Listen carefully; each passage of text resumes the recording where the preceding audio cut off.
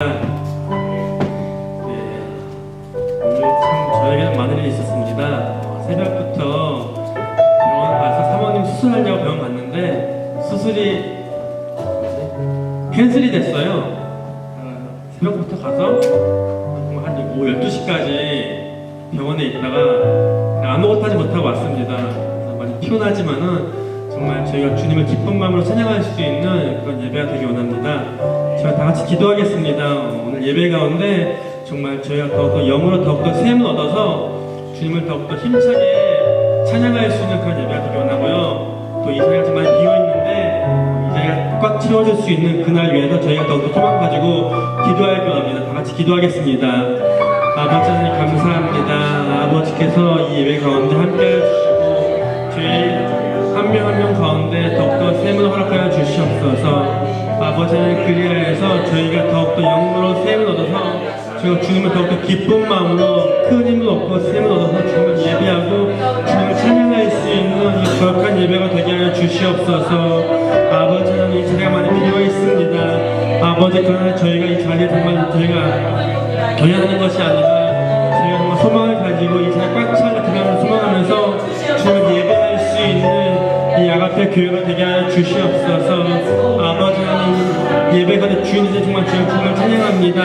아버지께서 저희 한 명 한 명까지 간섭하여 주시고 더욱더 저희가 주님을 높일 수 있는 그런 예배가 하여 주시옵소서. 아버지 하나님 지금 오고 계신 많은 분들이 계십니다. 주님께서 그 빨리 오게 도와주시고 정말 저희가 한 마음과 한 뜻으로 한 영으로 주님을 예배할 수 있는 그런 거룩한 예배가 이 자리 가운데 함께하게 해 주시옵소서. 아버지 감사합니다. 함께해 주시옵소서. 아버지 하나님 감사합니다. 아버지 하나님 저희 목요 예배를 통하여서 저희가 더욱더 주님을 높이기 원합니다. 아버지 저희가 찬양을 통하여서 또 설교를 통하여서 저희가 그냥 저희끼리만 그냥 즐겁게 그런 예배가 되는 것이 아니라 더욱더 주님을 높이고 주님을 더욱더 영광 드릴 수 있는 그런 예배가 저희 교회 가운데 임재하게 도와주시옵소서. 저희 성도 한 명 한 명 가운데 주님께서 임재하여 주시고 간섭하여 주셔서 저희가 더욱더 주님만 높일 수 있는 그런 신령과 진정한 예배가 되게 도와주시옵소서. 이 모든 말씀 예수님으로 기도하였습니다. 아멘.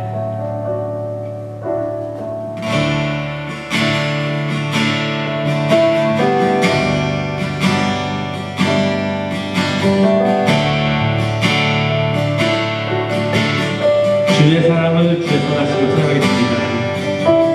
주의 사랑을 주의 선하심을 주의 은혜를 생각해보아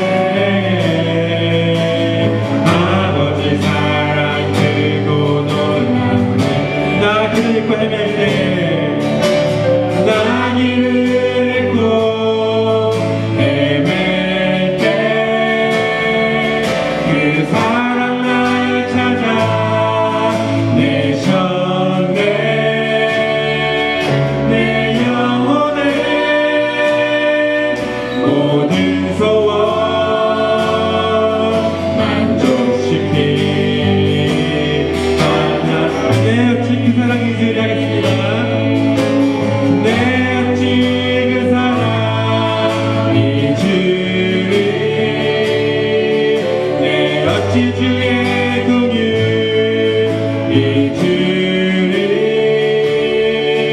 내 영혼의 모든 소원 만족시킨 하나님 아멘. 주의 사랑은 주의 선하심을 주의 생각해보라. 주의 은혜를 생각해보라. 하늘보다 더 높으신 아버지의 사랑 들고 놀랍네. 아버지 사랑 들고 놀라. 주의 사랑 다시 하겠습니다. 주의 사랑은 주의 선하심 주의 사랑은 주의 선하심은 주의 사랑은 주의 선하심 주의 사랑은 주의 선하심을 다 하겠습니다. 주의 사랑은 주의 선하심을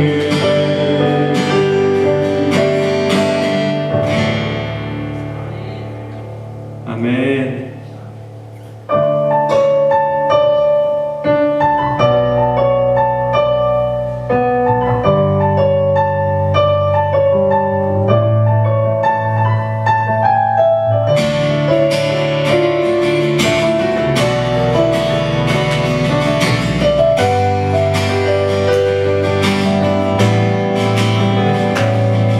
주의 이름 안에서 주의 성소로 가네. 영광스러운 이곳에 우리 기쁘게 왔네. 거룩한 보좌 앞에서 따스함을 느끼네. 우리 마음 경배하며 찬양의 제사 드리네. 아멘. 찬양의 제사 드리며 성소로 들어갑니다.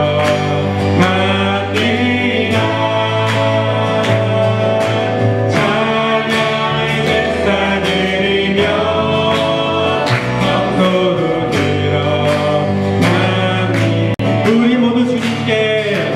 우리 모두 주님께 감사의 제사를 드리네. 우리 모두 주님께 기쁨의 제사 드리네. 주의 말씀 주시고 주의 말씀 주시고 우리 감사드리네.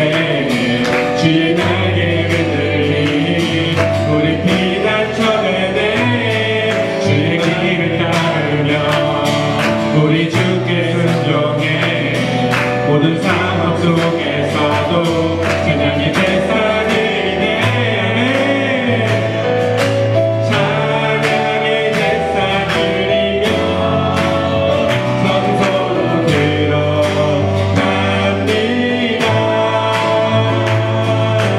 찬양의 제사 드리며 성소로 들어갑니다. 우리 모두 주님께 우리 모두 주님께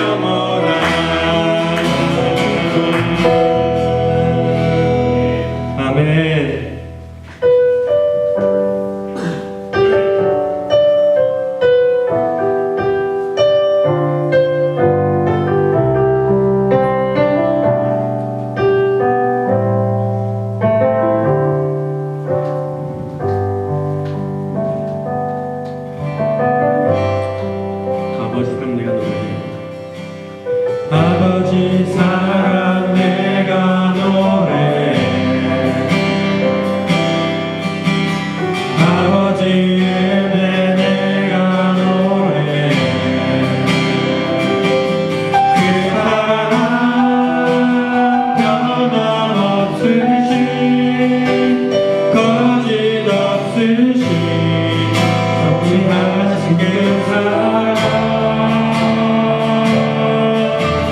상한 갈대 꺾지 않으시는 꺼져가는 눈불 끄지 않는 그 사랑 변함없으신 거짓 없으신 성실하신 그 사랑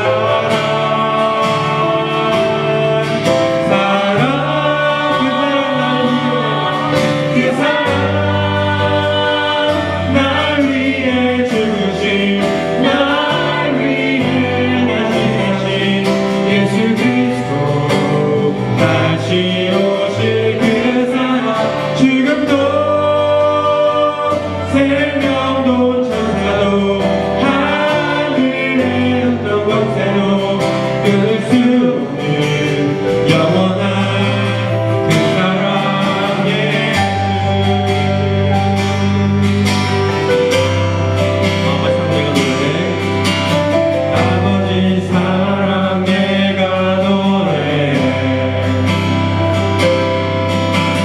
아버지 은혜 내가 노래 그 사랑 변함없으신 거짓 없으신 성실하신 그 사랑 상할 때 꺾지 않으시는 꺼져가는 등불 끄지 않는 그 사랑 변함없으신 거짓 없으신 성실하신 그 사랑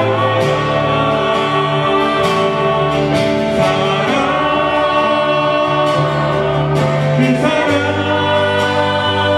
날 위해 죽으신 날 위해 다시 사신 예수 그리스도 다시 오실 그 사랑 지금도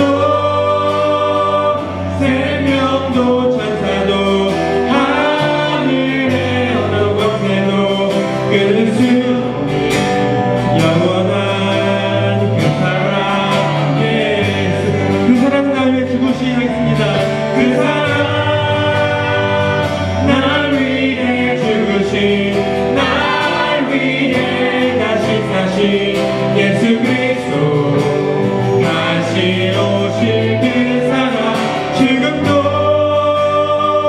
생명도 천사도 하늘의 어떤 곳에도 끊을 수 없는 영원한 그 사랑 예수 십자가 그 사랑가 있습니다 십자가 그 사랑 멀리 떠나고 멀리 떠나고 무너진 나의 삶 속에 잊혀진 주의 불같은 내 마음 불같은 내 마음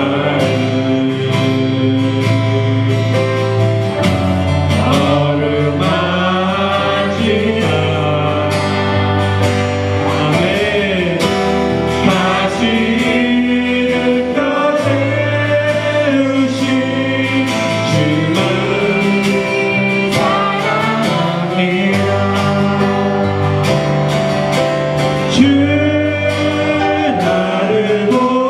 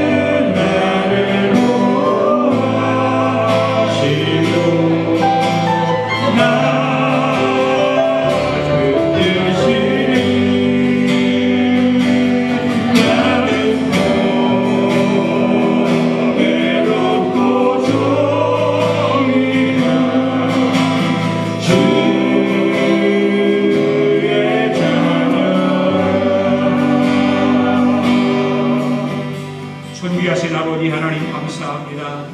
오늘도 아버지 사막에 강물을 내시고 피를 내시는 하나님을 찬양합니다. 근데 우리 안에 새 일을 행하실 주님을 바라보며 예배합니다. 오늘도 하나님이 우리 앞에 새 일을 행하기를 원하시고 우리로 하여금 하나님의 뜻을 이루어 드릴 수 있는 축복의 시간을 허락하여 주신 하나님 감사합니다. 오늘도 주의 영광이 우리에게 증거되게 하시고 성령의 기름 부음이 예배 가운데 나타나게 하시고 말씀을 통해서 우리의 삶에 놀라운 변화의 역사들이 일어나게 하옵소서. 감사드리며 예수님의 이름으로 기도하옵나이다. 아멘.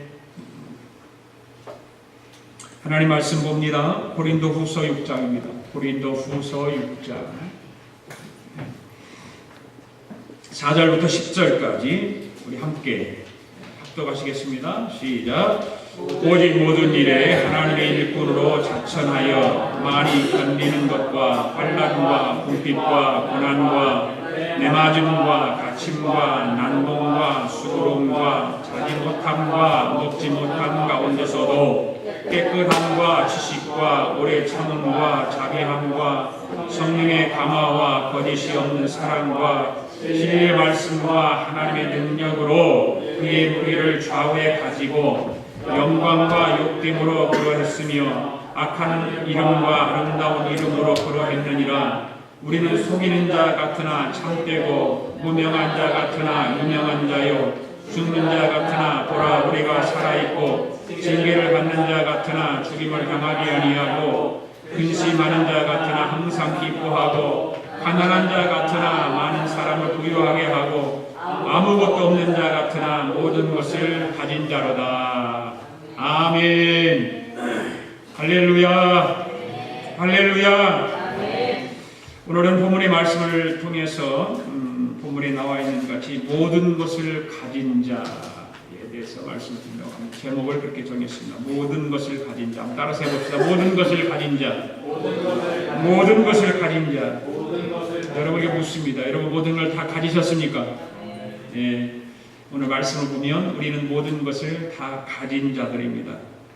예. 하나님의 일꾼으로 자천하여 많이 견디는 것과 환난과 궁핍과 고난과 매맞음과 갇힘과 난동과 수고로움과 자지 못함과 먹지 못함 가운데서도 하나님께서 바울을 사용하시고 바울을 통해서 모든 것을 가진 자가 어떤 삶을 살아가는 것인가를 오늘 말씀을 통해서 우리에게 가르쳐주고 있습니다. 시카고에서 어느 미술 경매가 있었습니다. 미술 경매가 있었는데 다 좀 값비싼 돈이 나가는 것 그런 것들은 다 경매가 돼서 다 팔려 나갔습니다. 하나도 그림이 남아있지 않은데 한 그림이 하나 딱 남았어요. 아무도 사는 사람이 없어서 어떤 사람이 마지막 사기 위해서 거기 왔는데 그건 안 사가니까 경매 가격을 써붙였는데 14불 75전 이렇게 써는 거예요. 그래서 어떤 사람이 그것을 14불 75전 주고서 사갔습니다. 그런데 나중에 알고 보니까 그 그림이 어떤 화가가 그렸냐면 希腊 사람 화가인 미네르바라고 하는 사람이 그린 그림인데 그림 제목은 이것입니다. 애국으로 가는 거룩한 가족. 애국으로 가는 거룩한 가족. 누구의 그림일까요? 바로 예수님께서 애국으로 피난가는 장면 그린 영화. 그래서 막달라 마리아와 요셉이 마리아의 아기를 배우고서 이제 내려가는 장면. 그런 장면들. 바로 그런 애국으로 가는 거룩한 가족이라고 하는 제목의 그림이었습니다. 이 그림은 언제적의 그림이냐면 이탈리아에서 17세기에 잃어버린 것인데 그것이 시카고에서 발견된 것입니다. 시카고에서 그 경매가 일어났던 것입니다. 마침내 그 14불 75전에 산 사람이 그 그림을 얼마에 다시 팔았냐면 5만 불에 다시 팔았습니다. 14불 75전 주고 사가지고 5만 불에 샀으니까 몇 개입니까? 그런 장사는 괜찮잖아요. 5만 불도 넘는 그런 귀한 그림을 참 14불 75센트에 산 사람이나 5만 불이 넘는 그 그림을 14불 75전에 판 사람이나 마찬가지로 그런 똑같은 그 사람은 마치 어리석은 사람이 아닌가 그렇게 생각을 해봅니다. 가치를 모르는 자는 그것을 소유할 자격이 없다 그 말입니다. 가치를 모르는 사람은 그것을 소유할 자격이 없죠. 행복은 소유에 있는 것이 아니라 어디에 있을까요? 바로 가치를 깨닫는 것에 있습니다. 행복은 가치를 깨달을 때 진짜 행복이 있는 것이고 소유에 있는 것이 아닙니다. 그런데 사람들은 소유에 행복이 있는 것처럼 착각하고 살아가는 것입니다.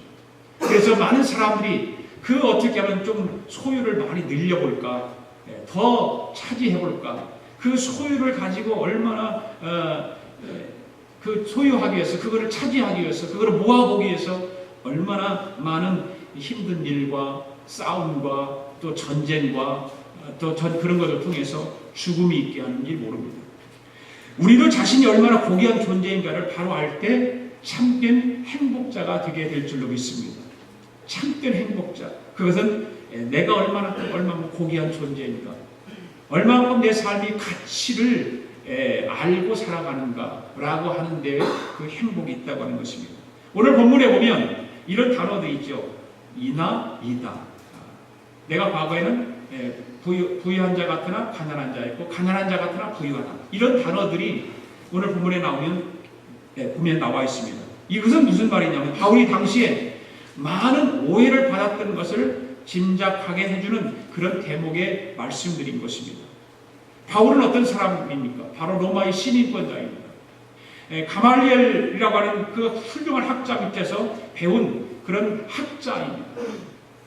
바울은 좋은 조건의 사람이었습니다. 좋은 조건을 가지고 거기에서 세상 사람들과 똑같이 행복을 찾을 수 있고 자기의 앞길을 그냥 대로와 같이 열어갈 수 있는 그런 사람이었습니다. 그런데 그런 모든 조건을 다 포기해버리고 예수님을 전하러 다녔습니다.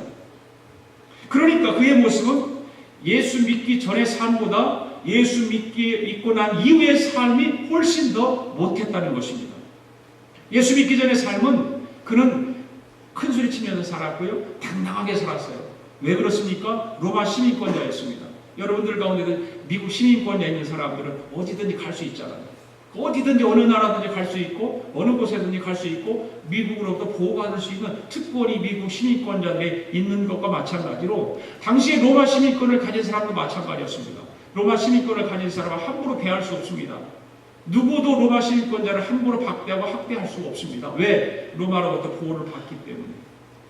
그런데다가 이 바울은 그 가말리엘이라고 하는 그 당시의 최고의 학자입니다. 최고의 학자 밑에서 학문을 배운 그런 사람이기 때문에 어디 가서는 지식 자랑도 할 수 있고 자기의 위치를 얼마든지 자랑하면서 행복하게 살아갈 수 있습니다. 그런데 예수님을 만나고 난 이후에 예수님을 영접하고 난 이후의 삶은 참으로 초라했던 그런 삶이었습니다.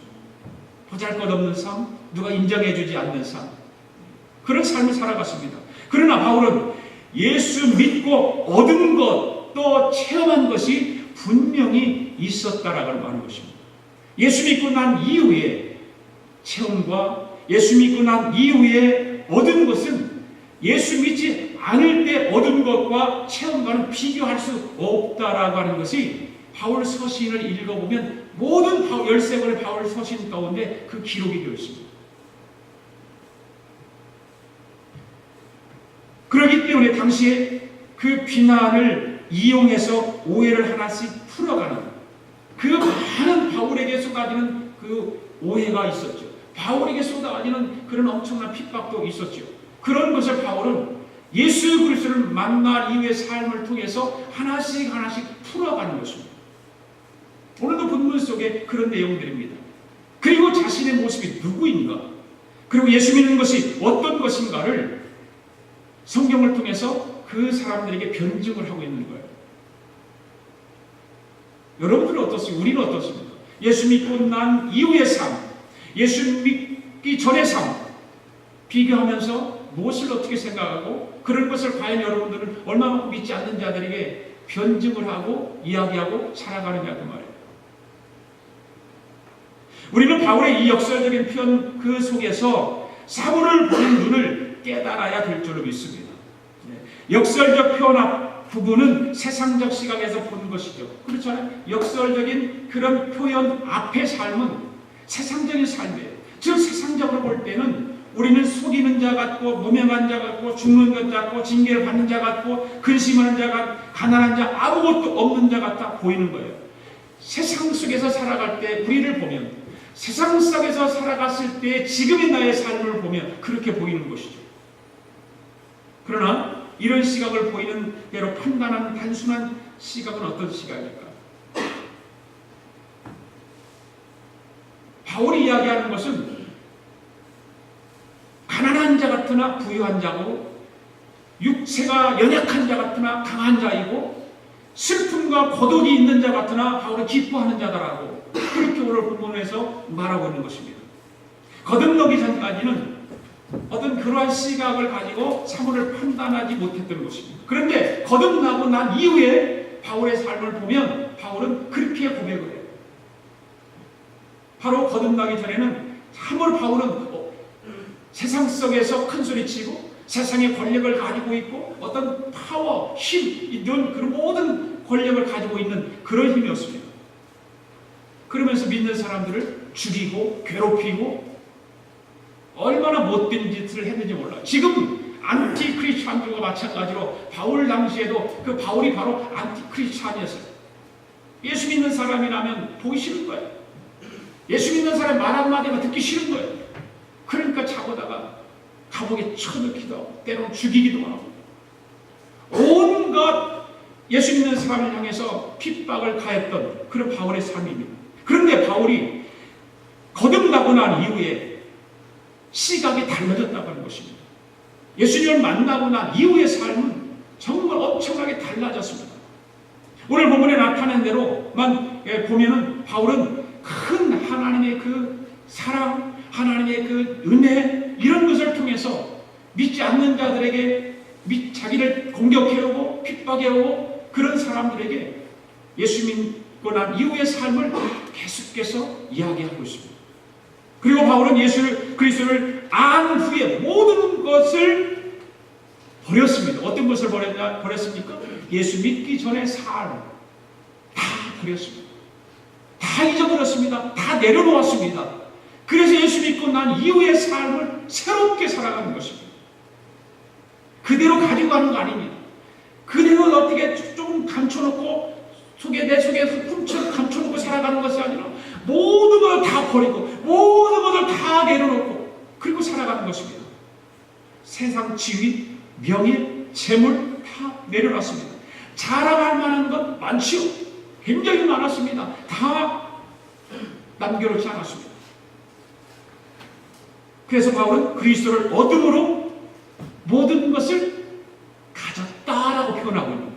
예수를 믿고 난 이후의 삶을 보니까 내가 다 버린 것 같았는데 다 내려놓은 것 같았는데 바울은 더 큰 것을 얻었다라고 이야기하고 있는 것입니다. 오늘 부분이 그거예요. 바울은 많은 시간을 감옥에서 보냈습니다. 그래서 현실을 불평하거나 그런데 원망하지 않지요. 감옥에 살아요.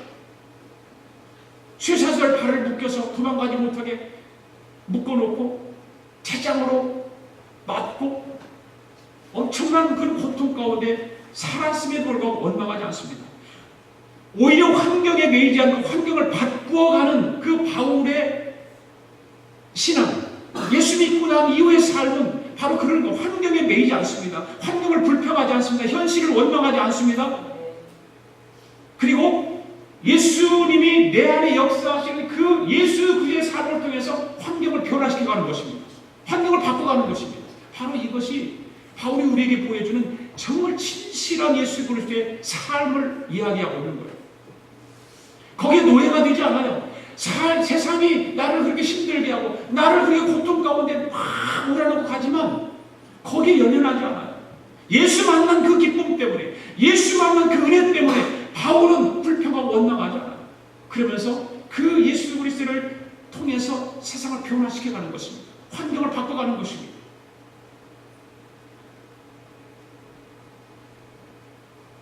어떻게 말하면 감옥을 별장으로 바꿔가는 그런 삶이었다고 말해도 괜찮을 것 같아요. 바울은 감옥에 있다고 불평하지 않았습니다. 오히려 감옥에 있으면서도 그 간수에게 복음을 전했습니다. 거기서 기도했습니다. 찬송했습니다. 감옥 안에서. 그러니까 바울에게는 감옥이 별장과 같은 자기를 어떤 짓누르고 자기를 억압하고 그런 곳이 아니라 그곳이 자기에게는 별장과 같은 그래서 세상을 변화시켜가는 거 아닙니까? 우리 같으면 감옥에 있으니까 죄도 없는데 감옥에 잡아놔 보세요. 왜 집어넣느냐? 온갖 권력을 다 힘을 빌려가지고 나를 어떻게 좀 빼주지 않냐?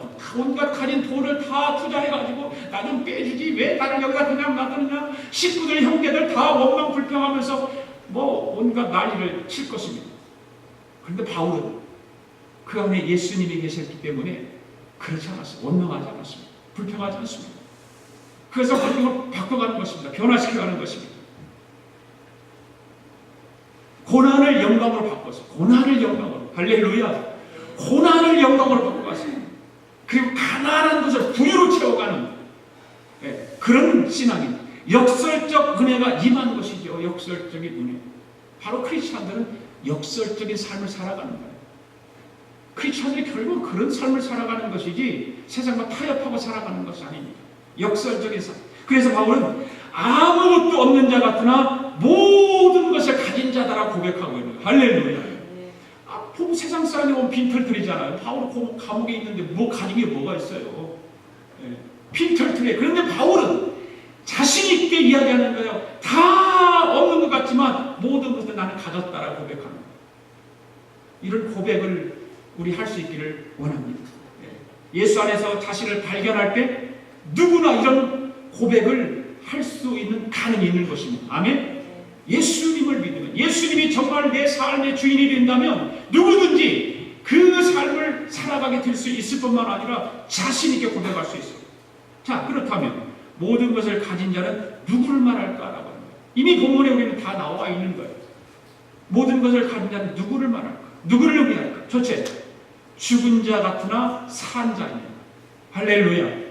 자, 19절 말씀 읽습니다. 시작. 죽은 자 같으나 보라 우리가 살고 징계를 받는 자 같으나 죽임을 당하지 아니하고. 바울은요, 이런 고백을 하는 것이 쉽지가 않잖아요. 징계를 받은 자 같으나 죽임당한, 죽을 것 같았는데 죽지 않는 거예요. 죽은 자 같으나 보라 우리가 살았다는 걸 고백하고 있어요. 세상적으로는 바울은 죽은 것과 마찬가지예요. 왜?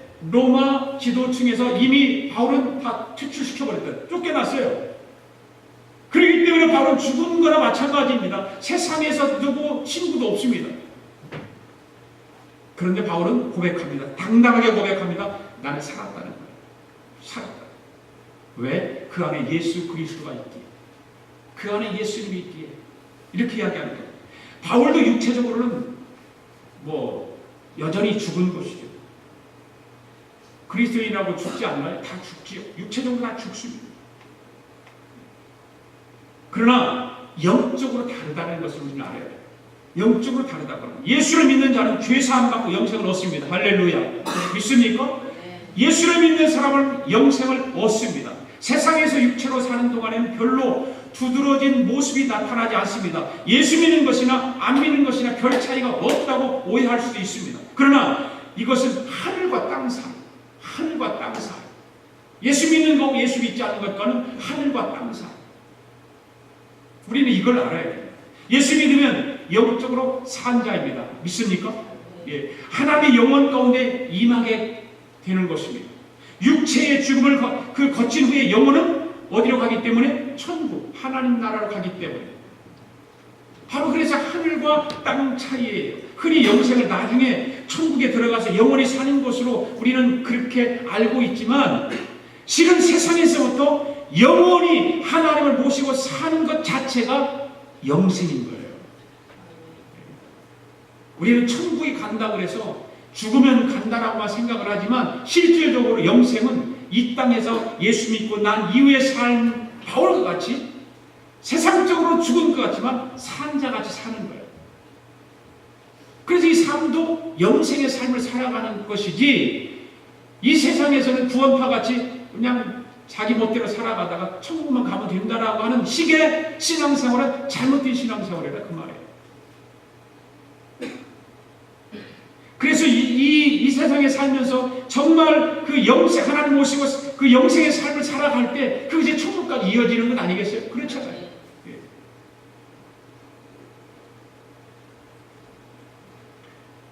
반면에 예수 믿지 않는 사람은 어떻게 보면 동일한 것 같지만 그 영혼에 생명이 없다는 거예요. 세상 믿지 않는 사람과 우리와 보면 동일한 것 같죠. 그런데 영적으로 보면 그 사람들은 죽었고 우리는 산 자입니다. 믿습니까? 예. 하나님이 계시지 않으므로 죽음의 그림자가 드려진다 그 말입니다. 육체적 죽음이 올 때 그들은 천국에 갈 수 없습니다.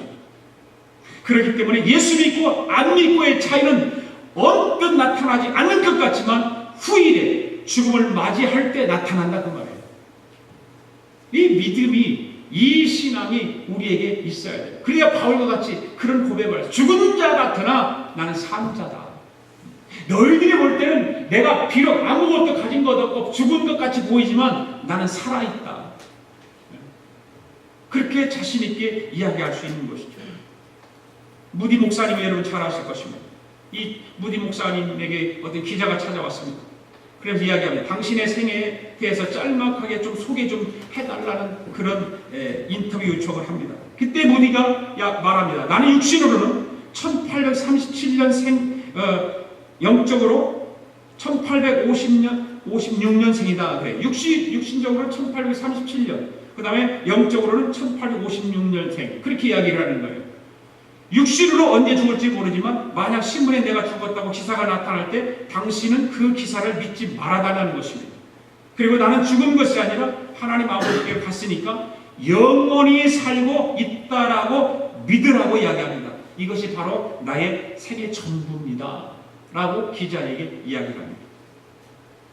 하늘나라의 소망을 둔 사람은 세상의 사소한 것 때문에 결코 탄식하지 않습니다. 하늘나라에 소망이 있는 사람이 어떻게 세상의 사소한 것 때문에 탄식하며 애통할 수 있겠어요? 하늘나라에 소망이 있는데. 바울의 고백은 오늘 본문에 근거하고 있지 않습니까? 나는 영원히 산다. 그렇게 믿는 사람과 나는 죽는다라고 생각하며 사는 사람 사이에는 엄청난 차이가 있는 거예요.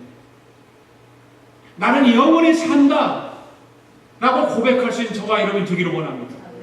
나는 영원히 산다. 한번 해봅시다. 시작. 나는 영원히 산다. 당신도 영원히 삽니다. 바로 이 같은 영혼을 향해서 우리 신앙생활을 통해서 모든 것을 가진 자다 그 말. 이런 영적인 삶, 이런 생각과 이런 신앙의 삶을 살아가는 사람만이 바로 모든 것을 가진 자다. 모든 것을 가진 자. 사실 바울은요, 복음을 전한다는 이유 때문에 엄청난 고통을 당하잖아요. 엄청난 힘든 일을 겪지 않습니까? 매를 맞고 고문당하고 핍박받고 죽을 지경에 일하고 배 터가다가 배가 파손돼서 그냥 물고기 밥이 될 뻔도 하고 엄청난 그런 고통이, 그런 죽음을 몸에 짊어지고 다닌 사람이 바로 바울입니다. 우리가 바울 하면 그냥 편하게 바울이 신앙생활하는 것이 아니에요. 바울 서신 읽어보세요. 바울같이 고통 가운데 임한 사람은 없어요. 그런데 그는 죽을 수 있는 몸이 아니었다고 하는 거예요. 복음을 전하기 위해서 택함을 받은 그릇이었기 때문에 어디를 가든지 그는 그 예수 그리스도를 증거하고 나타내고 그 삶, 말 한마디 이런 말 하는 걸 보면 예수님이 살아 역사한다고 하는 것을 볼 수가 있어요. 그렇기 때문에 날마다 죽는 자 같으나 살아있다라고 담대하게 말하고 고백하는 바울의 신앙을 우리는 본받아야 될 줄로 믿습니다. 두 번째로 모든 것을 갖는 자는 누구를 의미할까요? 바로 근심하나 기뻐하는 자다. 10절에서 그렇게 말하고 있어요. 시작. 근심하는 자 같으나 항상 기뻐하고. 근심 다 있잖아요, 여러분들. 근심, 오늘도 근심 안고 온 사람들이 있을 거예요. 근심 안고 걱정을 안고 다 온 사람들이 있을 거예요. 그런데 기뻐하는 건 기뻐하라고. 바울은 말할 수 없는 위기 가운데 있을 때에도 사도로서의 긍지, 사도로서의 자부심, 그걸 결코 버리지 않았어요. 여러분이 세상 속에 살아가면서 여러분 긍지를 가지십시오. 예수 믿는다고 하는 것, 나는 하나님의 자녀라고 하는 것, 하나님의 교회의 일꾼이라고 하는 것, 자부심을 가지십시오. 절대 그것을 놓지 마십시오. 그 긍지를 가지셔야 돼요. 그거 버리면 안 돼요. 어떤 환경에 바뀔 때마다 버리는 사람이 있어요. 집사인데도 불구하고 어떤 환경에 가면 집사 아닌 척하고. 그러면 되겠습니까? 생각해 보십시오. 어떤 모임에 가서 나는 집사 아니고 꼬리 쫙 빼고 교회 안 다니는 척한단 말이에요. 집사는 아닌 척하는 건 둘째치고 교회 안 다니, 예수 안 믿는 것처럼 행동하고 말하고 이런 사람이 있단 말이에요. 왜 그러면 자긍심이 없어요? 자부심이 없기 때문에 그래요. 구원의 확신이 없기 때문에 그래요. 내 안에 예수님이 계신 것을 인정하지 않기 때문에 그래요. 적당하게 세상 속에서 살아가기를 원하고. 여러분, 예수 믿으십니까? 예수 믿으십니까? 격에 맞게 사십시오. 예수 믿는 사람 격에 맞게 살아야 되는 것입니다. 격에 떨어지는 사람은 그 예수 안 믿는 사람 비난받아야 되고 그 사람 세상 속에서 손가락질 받아야 되는 거예요. 격에 떨어지는 사람, 여러분 인생을 살아가는 거를 그렇잖아요. 여러분 친구 사이에서도 어떤 모임에서 격에 떨어진 행동을 하는 사람을 향해서 여러분 손가락질 하지 않습니까? 마찬가지예요.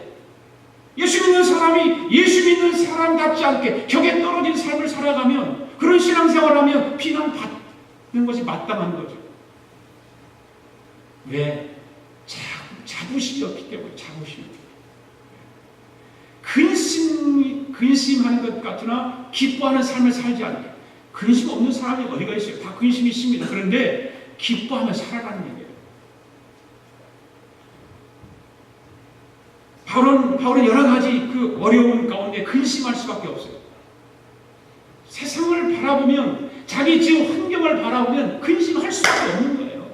저 염려할 수밖에 없고 그 괴로워할 수밖에 없는 것입니다. 그럼에도 불구하고 바울은 고린도 교회 교인들에게 언제나 기뻐하는 모습을 비춰줬습니다. 왜 그랬을까요? 바울의 화를 낼 줄 몰라서 그랬을까요? 어떤 그런 희비를 가릴 줄 몰라서 그랬을까요? 그런 것이 아니라 바울이 예수님을 만나고 난 이후의 삶은 항상 기쁨이 바울 안에는 내재하고 있었습니다. 그 예수 만난 기쁨을 항상 버리지 않고 그것을 자긍심을 가지고 있었던 것입니다. 이렇게 살아가는 사람에게 누가 감히 아무리 총을 갖다 들이댄다 할지라도 칼을 대댄다 할지라도 어떤 엄청난 세상적인 유혹이 갖다 그를 유혹한다 할지라도 넘어가겠습니까? 안 넘어가죠. 그 환경을 지배하는 그런 능력이 그에게 있는 것입니다. 사람들이 바울을 생각할 때 근심할 수밖에 없고 염려할 수밖에 없었던 것입니다. 그래서 뭐라고 그래요? 근심하는 자, 슬퍼하는 자라고 이야기하는 거예요. 참 바울 근심이 있을 수밖에 없고 바울은 저렇게 고난을 받으니까 슬퍼할 수밖에 없고 그렇게 세상 사람들은 바울을 향해서 그렇게 불렀지만 바울은 그 마음속에 그럼에도 불구하고 기쁨이 자리 잡고 있었다는 것입니다. 오늘 우리가 알아야 할 것은 그리스도인의 기쁨은 환경적인 조건으로 이루어지지 않는다는 사실을 기억할 수 있기를 원합니다. 진정한 기쁨은 그리스도 안에서 얻어지는 기쁨이 진정한 기쁨인 것입니다. 세상에서 주어지는 기쁨은 있다가 없어집니다. 환경에 따라서 기뻤다가 슬펐다가 기뻤다가 이리 춤췄다 저리 춤췄다 그러죠. 그러나 그리스도가 주는 기쁨은 영원한 것입니다. 변하지 않는 기쁨입니다. 진정한 기쁨은 그리스도 안에서 얻어지는 그리스도 안에서 누리는 기쁨. 그 기쁨이 진정한 기쁨이고 진정한 행복인 줄 믿습니다. 그러나 세상 사람이 추구하는 것은 외적인 기쁨이잖아요. 보이는 것, 손에 보여야 기뻐. 그리고 뭔가가 손에 잡혀야 기뻐. 그렇잖아요. 여러분들 그렇죠. 세상 살면서 뭔가 좀 보여지면 기쁘죠. 뭔가 손에 그냥 복권이라도 좀 당첨이 돼보세요. 아이고 기뻐갖고 춤추고 막 그런다고 할 거예요. 세상은 그런 거예요. 세상은요. 보이는 것에 기뻐하고 주는 것, 주어지는 것에 기뻐하는 거예요. 그런데 영적인 기쁨은 아닙니다. 영적인 기쁨은 보이지 않는 데 기뻐하는 거예요. 바로 예수 그리스도 안에서 기뻐하는 것이 보이지 않아. 그런데도 기뻐하는 거예요. 그러므로 진정한 기쁨은 영혼에 무엇이 있느냐의 문제지 위쪽으로 무엇을 소유하고 있느냐가 문제가 아니에요. 여러분의 영혼 속에, 여러분의 생각 속에, 여러분 마음 속에 무엇이 있는가가 더 중요한 거예요. 말씀을 듣고 갔다가도 집에 돌아가면 컴퓨터 앞에 앉아갖고 다른 거 보십시오. 그리고 금방 그거 따라가죠. 내가 언젠가 얘기했잖아요. 여러분들 주일날 설교 듣고 가다가 예배 탁 마주가다가 딱 나도를 탁 들었어. 그 집에 가는 동안 한 5분 정도밖에 10분밖에 안 걸려요. 근데 거기서 뭔 노래가 나왔을까? 동백아가씨 노래가 나왔다고 생각했어요. 그 5분 동안 동백아가씨 듣고 가고 1시간 동안 예배를 드리면서 하나님 말씀을 충전해가지고 갔어요. 그럼 집에 가서 저녁할 때 흥얼거리는 소리가 뭐가 나올까요? 찬송이 흥얼거릴까요? 아니죠. 동백아가씨가 흥얼거리신다는 거 아세요? 세상은 그런 거예요. 세상은 우리로 하여금 영적인 삶에서 멀어지게 만들고 금방 가서 컴퓨터 키면 컴퓨터 켜서 뭐 다른 걸 보고 그러면 금방 그거에 쏙 들어가게 돼 있어요. 진정한 기쁨은 영혼에 무엇이 있느냐가 문제인 거예요. 여러분들 마음속에, 여러분 생각 속에 무엇이 있느냐가 더 중요한 거예요. 외적으로 무엇을 소유했다고 해서 기쁨이 아니라 여러분의 생각과 마음과 영혼의 영적인 삶에 지금 무엇을 하고 있냐, 무엇을 소유하고 있느냐 더 중요한 것입니다. 세상적 기쁨이 웅덩이의 물이라면 예수께서 주시는 기쁨은 샘물과 같은 거예요. 샘물과 같은 거예요. 웅덩이 물은 어떻습니까? 웅덩이 물은 썩어버리는 거예요. 썩어버리고. 그래서 샘물은 어떻습니까? 아무리 갔다 가다가 그 지저분한 걸 집어넣어도 샘물은 계속 솟아나기 때문에 그 샘물을 통해서 기쁨이 만들어지는 거예요. 웅덩이 물은 있을 때만 좋지만 마르면 사라지는 것이 바로 웅덩이 물입니다. 그러나 샘물은 솟아나기 때문에 항상 있게 되어 있습니다. 그 안에 아무리 흙을 갖다 메워도 더럽혀질지라도 그것도 곧 회복되어지는 것입니다. 할렐루야. 그렇기 때문에 바울은 항상 기뻐한다 이렇게 고백하고 항상 기뻐한다. 전래동화 가운데 여러분 3년 고개라고 하는 거 잘 알잖아요. 3년 고개. 누가 한번 얘기 한번 해보세요. 3년 고개 돼요. 뭐예요? 3년 고개. 아는 사람 얘기 한번 해보세요. 고개 넘어가면 갔다가 넘어지면 8년밖에 못 살아요. 예. 그런데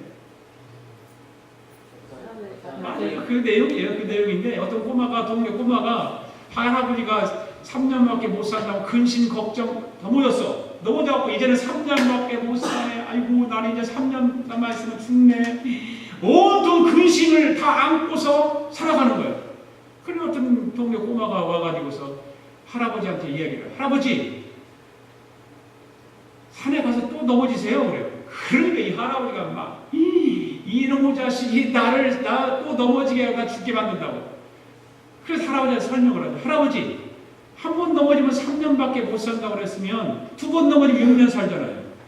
3번 넘어지면 9년 살잖아요. 그러니까 할아버지가 가가지고도 그 고개 가서 떼굴떼굴 굴렀대잖아요.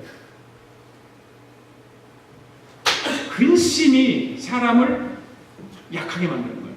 근심이 사람을 내는 못 살게 만드는 거예요. 괴로움을 갖다 주고 힘들게 갖다 만들어주고 근심이 바로 그런 거예요. 쓸데없는 근심하는 것이 얼마나 많아요. 여러분 그 쓸데없는 필요한 근심 많으십니까? 쓸데없는 왜 괜히 남의 일 가지고 근심하는 사람? 왜 남의 일 가지고 내가 근심하고 있습니까? 내 근심도 지금 다 못해서 거기에 남의 일까지 근심거리를 가득 차가지고 안고 다니는 사람들이 있어요. 여러분 어떤 일을 당하든지 그 일을 위해서 마음이 약해져서는 안 됩니다. 바로 그것이 이 3년 고개 동화가 주는 교훈인 것입니다.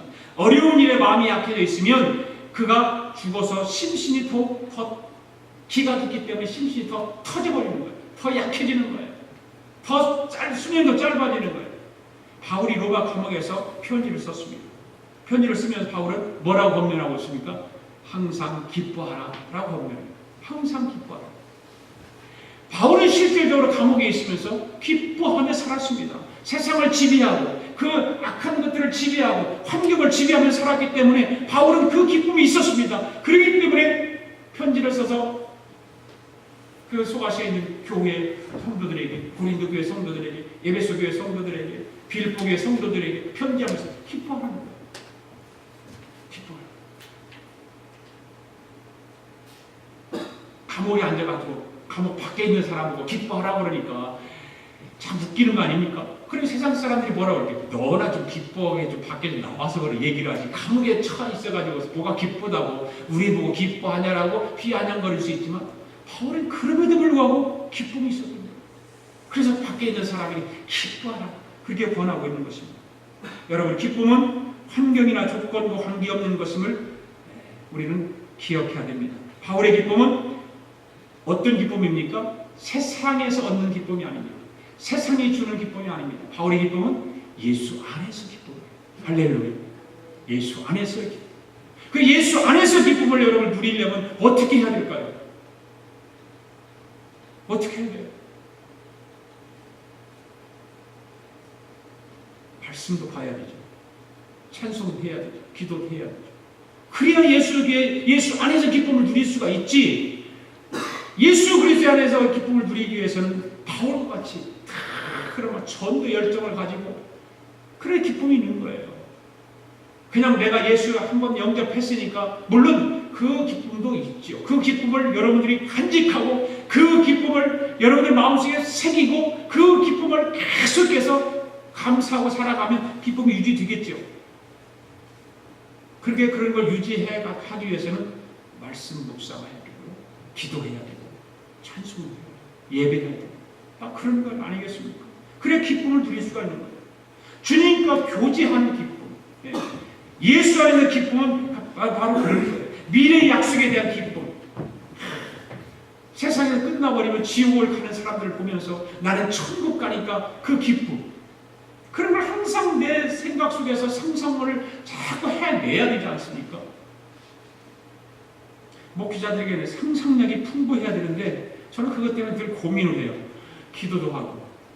상상력이 좋아야 된다잖아요. 상상력이. 그래야 말씀도 그냥 선포가 되어지고 말씀 증거를 잘할 수 있는데 저는 그게 부족해요. 상상력이 부족하고 그래서 말씀 전하는 것이 제가 제 스스로가 마음에 안 들어요. 근데 여러분들에게 아주 그런 거예요. 인생을 살아가면 상상력이 풍부해야 됩니다. 그래서 좋은 것으로 자꾸 이야기를 하고 생각해나고 그런 것을 해야 됩니다. 그래서 하늘나라의 기쁨을 맛보면서 살아갈 수 있기를 주님의 이름으로 축복합니다. 그 다음에 마지막으로 모든 것을 가진 자는 누구를 의미하냐? 가난한 자 같으나 부유한 자다. 시작. 가난한 자 같으나 많은 사람을 부유하게 한다. 바울은 예수 믿고 나서 가난해졌습니다. 자기가 가지고 있는 부를 다 내려놓지 않습니까? 뭐 부라고 그러니까 돈만 누리는 부를 생각하잖아요. 권력도 부지요, 그죠? 노마 시인권 권력이잖아요. 학문도 부입니다. 그런 모든 부예요. 그런 부를 다 바울은 내려놓고 살았기 때문에 예수 믿고 가난해졌어요. 왜? 그런 걸 다 뭐라고 바울이 고백이 뭡니까? 모든 걸 배설물로 여겼다. 다 내려놨기 때문에 배설물로 다 여기고 내려놨기 때문에 예수 믿고 나서 가난해졌습니다. 복음을 위해서 수고해도 누가 후원자가 그렇게 많지 않았어요. 그래 바울은 실질적으로 일하는 장막 짓는 일을 기술이 바울에게는 직업이 그래서 장막 짓는 그런 직업이 가지고 있었지 않습니까? 그러면 그 일을 하면서 복음을 전하는 일을 했어요. 그런 후원자가 많지 않았어요.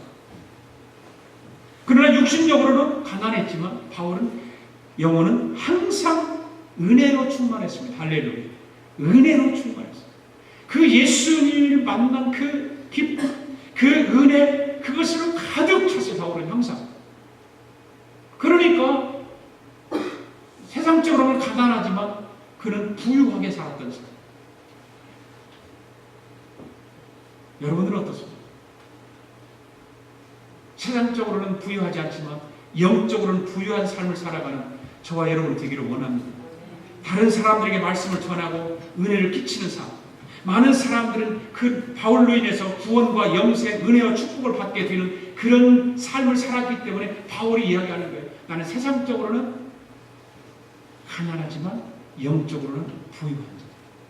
과거에는 예수 믿기 않을 때는 내가 부유한 사람이었지만 예수 믿고 나서는 가난한데 그런데 반대로 이제는 내가 더 부유한 자라고 이야기합니다. 여러분 그리스도인들은 가난해도 영적으로 부유하면 평안해질 뿐만 아니라 나 자신도 평안해질 뿐만 아니라 다른 사람에게도 복음을 전하기 때문에 다른 사람에게도 축복을 주는 것입니다. 할렐루야. 아무리 전해주고 나누어줘도 손해가 되지 않습니다. 오히려 더 풍성해지기 때문에 그렇습니다. 여러분 복음을 마음껏 전해보십시오. 마음껏 축복해 주십시오. 축복해 주어보십시오. 내가 가난해집니까? 아닙니다. 내가 더 풍성해지는 것입니다. 어느 두 사람 비행기를 여행하던 중에 만났어요. 새롭게. 그 중에 한 사람은 첫눈에 봐도 굉장히 부유한 사람인 것을 느꼈습니다. 그리고 한 사람은 좀 가진 것이 덜했습니다. 이 부해 보이는 사람은 자신의 재산, 자신의 사업하는 것, 뭐 하여튼 자기가 가지고 있는 것을 막 마음껏 자랑을 늘어놓습니다. 그러니까 좀 글 가진 사람이 부럽잖아요. 되게 부러운 거예요. 그러니 막 한참 이 부자가 자랑하면서 자기 도취해서 이야기를 하다 보니까 조금 미안한 생각이 드는 거예요. 자기보다 좀 덜 가진 사람. 그 상대방에게 말합니다.